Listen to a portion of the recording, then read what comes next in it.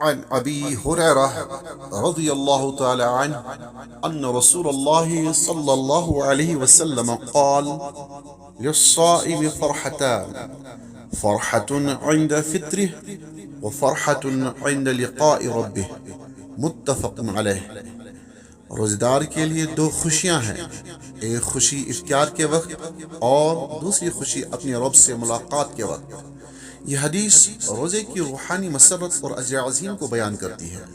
افطار کے وقت کی خوشی صرف کھانے پینے کی نہیں، بلکہ اللہ کی عبادت کی تکمیل کی خوشی ہے جو سکون اور اطمینان بخشتی ہے، جبکہ آخرت کی خوشی اس سے کہیں عظیم تر ہے، جب روزے دار اپنے رب کے حضور پہنچ کر اپنی قربانی اور صبر کا وہ صلہ پائے گا جو انسانی تخیل سے بھی بالا تر ہے۔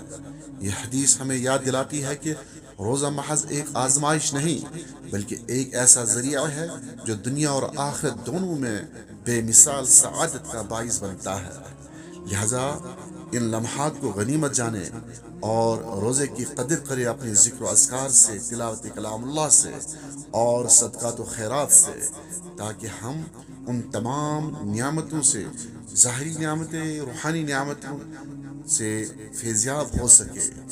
اور یہ حدیث پاک سننے کے بعد اپنے احباب، اپنے دوستوں میں ضرور شیئر کریے گا تاکہ آپ بھی اس اجر عظیم میں شامل ہو سکے۔